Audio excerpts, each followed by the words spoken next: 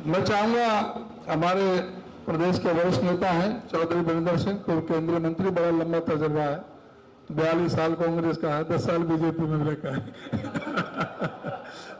उनका जो मार्गदर्शन हमेशा बहुत ही बेहतर उनका रहा है, तो वो भी अपने कुछ विचार रखेंगे, उसके बाद हुड्डा साहब, और फिर उसके बाद आपसे सवाल लेंगे। मार्गदर्शक बन चुके हैं और ये बनने वाले हैं। मार्गदर्शक तो मिल गया।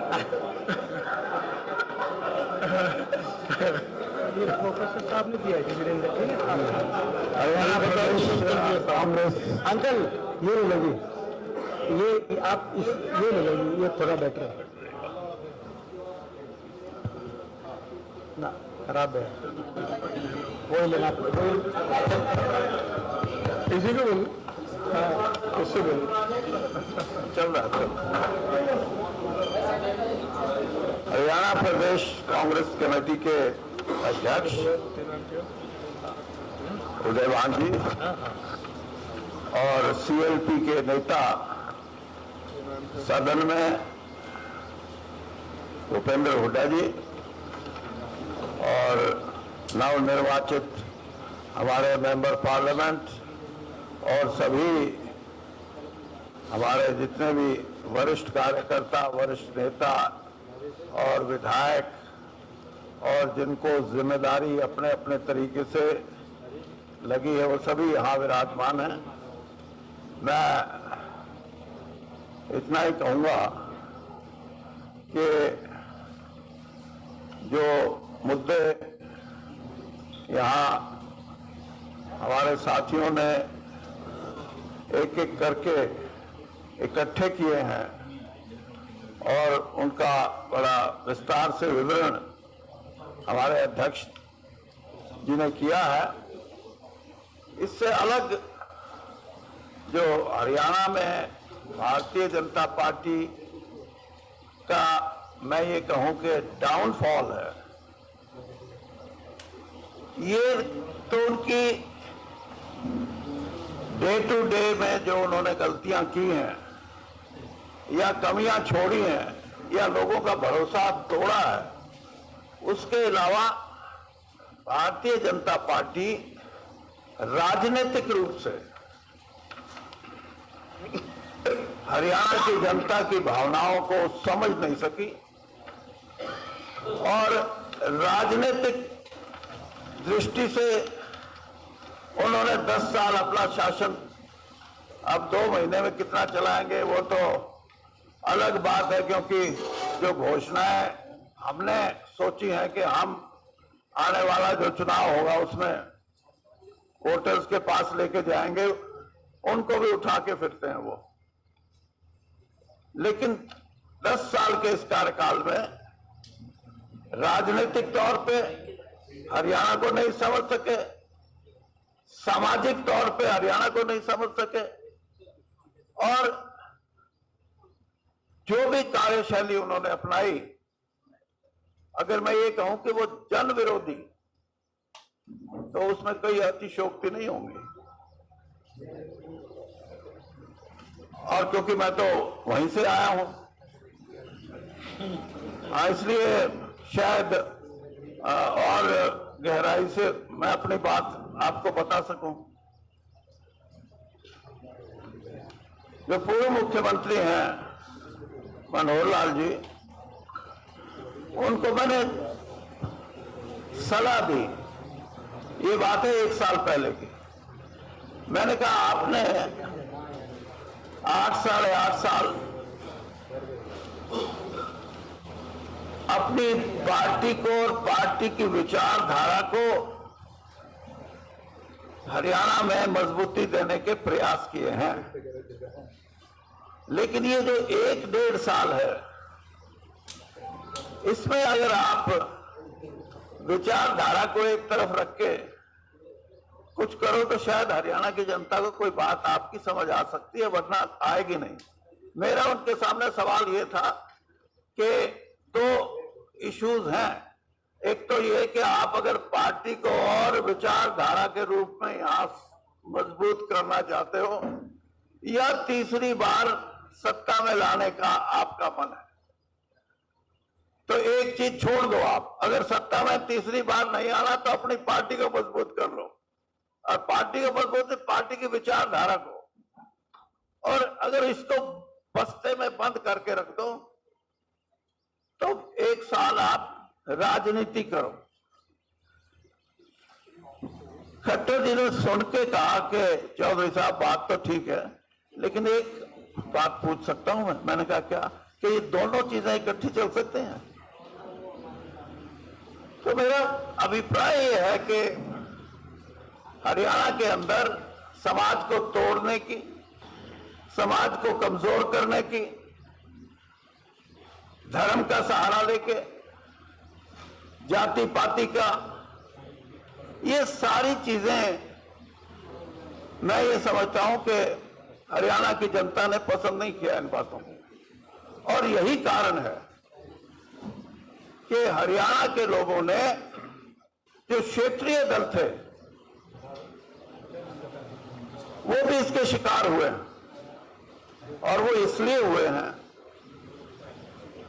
कि एक तो करप्शन, जिसका जिक्र अध्यक्ष जी ने किया, या और विस्तार में उपेंद्र जी बताएंगे, लेकिन सबसे बड़ी करप्शन जो उन्होंने की है वो ये कि जजपा को अपने साथ मिला के, पॉलिटिकल करप्शन है ये, पैसे से भी ज्यादा खतरनाक।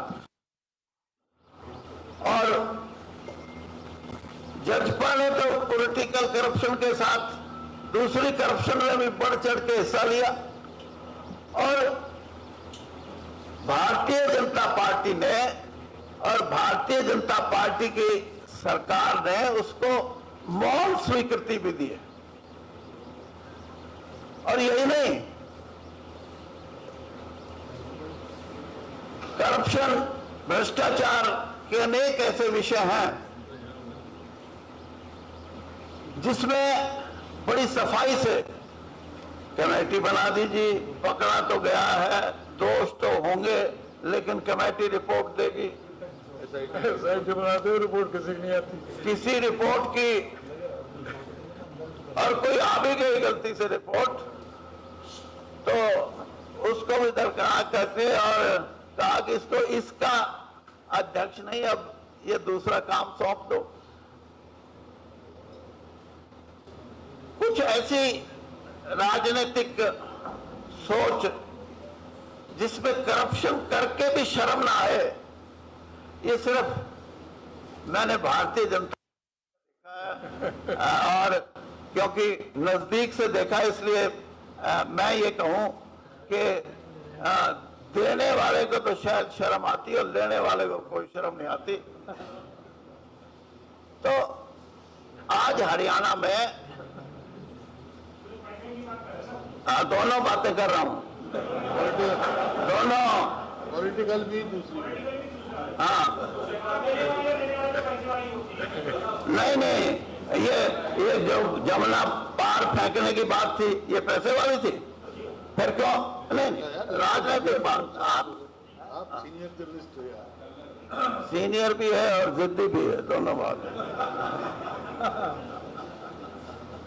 तो मैं जो सोचता हूं, हरियाणा की जनता आज के दिन, मेरी अपनी असेसमेंट है ये, और असेसमेंट ये नहीं है कि मैं मार्गदर्शक के रूप में बता रहा हूं, एक्टिव पॉलिटिक्स।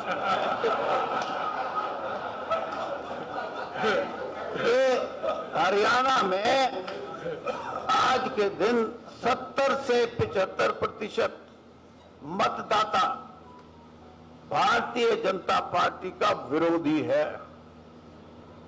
अब वो वोट 70-75% के बीच में हमें देता है, तो उसके लिए हमारे को संगठित रूप में एक मुहिम, जिसका जिक्र इन्होंने भी किया और जो आपने भी पूछा कि वो होंगे तो क्या होगी, वो अपने पार्लियामेंट क्षेत्र तक रहेंगे या प्रदेश में जाएंगे।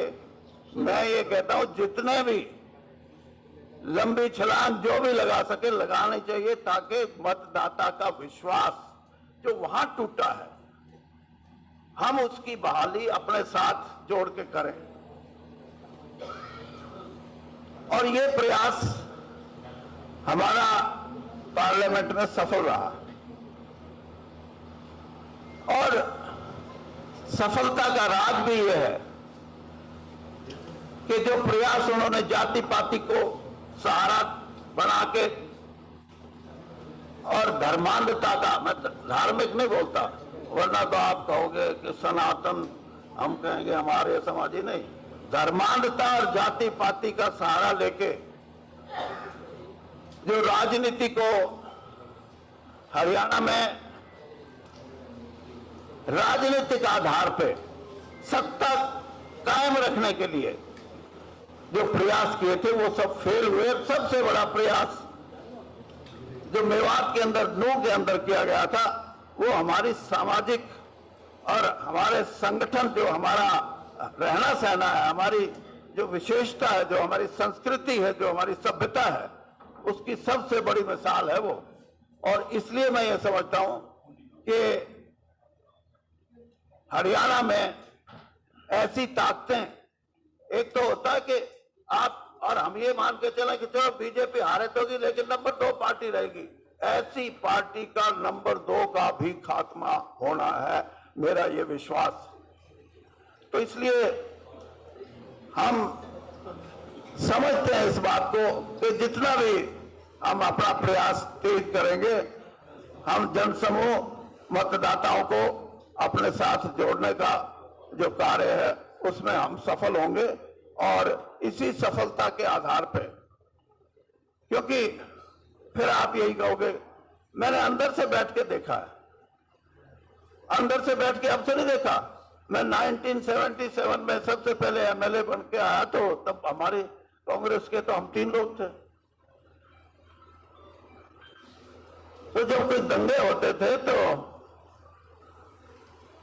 अब मैं उनका नाम नहीं लूंगा, महिला थी, कहते भाई वीरेंद्र, इन दंगों को गांव तक भी पहुंचाओ ना।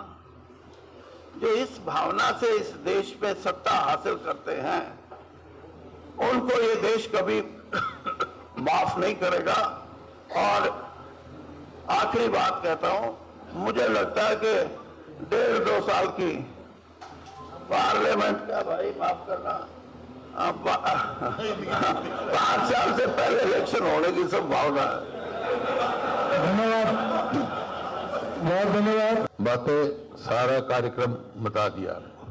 हरियाणा मांगे हिसाब, पहले भी कार्यक्रम चले हमारे, अलग अलग चले, और उसके बाद लोकसभा का चुनाव हुआ, अब विधानसभा का चुनाव आने वाला है, तो उसके लिए कार्यक्रम बना है ये हरियाणा मांगे हिसाब की। 10 साल से 5 साल पहले भारतीय जनता पार्टी की, और फिर 5 साल बीजेपी और जेजेपी की सरकार ने काम किया, बहुत सारे वायदे किए, कोई वायदा पूरा नहीं किया। ये 15 बातें हैं, लेकिन इनके अलावा और भी बहुत बातें हैं जो आगे आगे आपको पब्लिक से आती रहेंगी। लेकिन इस कार्यक्रम का मकसद जो है, 3 मकसद हैं। एक तो इस सरकार की विफलताएं घर घर तक पहुंचाने के लिए, दूसरा उनके विचार जानने के लिए, भाई क्या उनकी हमारी है कांग्रेस पार्टी से जो हम मैनिफेस्टो, तीसरा जो संकल्प लिए हैं हमने, जो ऑलरेडी अनाउंस किए हैं, वो भी घर घर तक पहुंचाएं। कि भाई, क्योंकि ये सवाल जरूर पूछेंगे लोग कि भाई ठीक है, इनने तो हरियाणा को पछाड़ दिया, जो प्रदेश प्रति व्यक्ति आए, प्रति व्यक्ति निवेश में, नौकरी देने में, कानून व्यवस्था में, खेल खिलाड़ियों में नंबर 1 था, आज बेरोजगारी में, महंगाई में, अपराध में, आज दिवाला पीटने काबिल हो गया, फाइनेंशियल पोजीशन में प्रदेश पछाड़ दिया। लेकिन कांग्रेस की सरकार बनेगी तो आप क्या करेंगे, सवाल पूछेंगे जब हमारे साथी जाएंगे। तो संकल्प जो हम बता चुके, मोटे मोटे 5, 6, 8 पहले आपको दे चुके हैं, वो संकल्प लेके जाएंगे, उनके विचार लेके जाएंगे, और जो फिर वो देंगे फिर उनको मैनिफेस्टो में डालने का करेंगे, जो भी वो मुनासिब होगा। ये कार्यक्रम है और सभी लेवल के साथी इन्वॉल्व होंगे इसमें। और उसी के लिए 14 तारीख है सोनीपत में, 14 तारीख को सोनीपत में चाहे पीसीसी के मेंबर हो, चाहे एआईसीसी के मेंबर हो, विधायक हैं, पूर्व विधायक हैं, जो भी कांग्रेस से जुड़े हुए हैं, हर लेवल के कार्यकर्ताओं को, चाहे वो काउंसलर हैं, चाहे सरपंच है, चाहे उसके सबके सभी को जो इस कार्यक्रम में इन्वॉल्व करेंगे, उनको बाकायदा ये चीज हम देंगे और वो घर घर जाएंगे। तो मेरे को लगता है कि ये कार्यक्रम बहुत कामयाब होगा और लोकसभा के इलेक्शन में जो संकेत आए जो नतीजे से, वो साफ है कि हरियाणा की 36 बरादरी ये फैसला कर चुकी है कि आने वाली सरकार कांग्रेस पार्टी की बनानी है। इसमें कोई शक और गुंजाइश नहीं। चाहे वोट परसेंटेज लगा लो, चाहे जैसे बताया 90 के 90 हल्कों में बीजेपी की वोटें कम हुई है और 10 की 10 पार्लियामेंट्री उसमें नहीं हुआ होगा जो हरियाणा में हुआ है। वोट शेयर में भी सबसे ज्यादा हम पीछे तमिलनाडु है, फिर कर्नाटक है। तो ये इस हिसाब से जो आया है, तो ये एक संकेत साफ हरियाणा की जनता ने दिए हैं और हम पूरा प्रयास करेंगे सारे सब पार्टी मिलके होके, जो उनकी हमारे से अपेक्षाएं हैं, जो आशाएं हैं, उन पर हम खरा उतरें। और जो लेकिन इसमें 2005 का देखो आप, 2009 का देखो, हमारा घोषणा पत्र उठा के देख लो आप, कोई भी बिंदु ऐसा बाकी नहीं जो हमने पूरा नहीं किया हो। 2014 का देख लो, 2019 का देख लो, कोई भी पूरा नहीं किया। ये जैसे चर्चा की पॉलिटिकल करप्शन, और करप्शन तो ये है ही इसमें, पॉलिटिकल करप्शन। जब 2019 में एक दूसरे को एक कह रहा था यमुना पार करो, एक कह रहा इनको कुछ करो, तो एक कह रहा 75 पार, एक कह रहा यमुना पार। लेकिन जब स्वार्थ में दोनों हो गए, बन गए यार। कोई स्वार्थ की यारी थी ये, कोई जनहित की यारी नहीं थी, हरियाणा के हित की यारी नहीं थी। और वो साबित भी हो गया जब चुनाव के 6 महीने किस तरह पार्टी आज एक दूसरे पर कैसे लांछन लगाए जा रहे हैं। ये मैंने पहले दिन कहा था, आपको याद होगा जब ये गठबंधन बना, पहला इन्होंने कहा था कि हम कॉमन मिनिमम प्रोग्राम बनाएंगे। उसका चेयरमैन बनाया था किसको? अनिल विज जी को। कोई मीटिंग ही नहीं हुई, क्योंकि था ही नहीं इनका कोई नीतिगत आधार ही नहीं था इनका, कोई नीतियों में कोई तो इस वास्ते उसी टाइम मैंने कहा था ऐसे गठबंधन खुद टूट जाया करते, याद होगा आपको। तो वही हुआ, साबित हो गया कि सिर्फ ये तो लूट का गठबंधन था। तो लूट का गठबंधन जो है वो हो गया। लोग इस बात को समझ चुके, चाहे अब ये धर्म का करे, चाहे जाति पाति करे, कुछ नहीं, सब समझ चुके हैं। सिर्फ वोट लेने के हथियार हैं इनके, जनहित के नहीं है। क्योंकि जगह पोर्टल है, हम आप असेंबली में उठाते रहे हम, भाई ये पोर्टल खराब है, ये जन विरोधी है आपके, तो ये पूरे जोर शोर से डिफेंड करते रहे। नहीं, ये तो बहुत अच्छा है, अब क्यों ये बैठा रहे हैं, क्यों 90% इनमें कमी आ रही है, किसी में 96% कमी आ रही है। अगर पोर्टल हर चीज पे गए पोर्टल, तो अगर पोर्टल इतनी चीज अच्छी है तो मेरे समझ में नहीं आता ये जो इलेक्शन आ गया, इलेक्शन ही पोर्टल पे मांग रहे, वोट ही पोर्टल पे मांगे, क्यों नहीं मांगते पोर्टल पे वोट है? हाँ, पोर्टल का आधार बना के वोट मांगे, पता लग जाएगा इनको।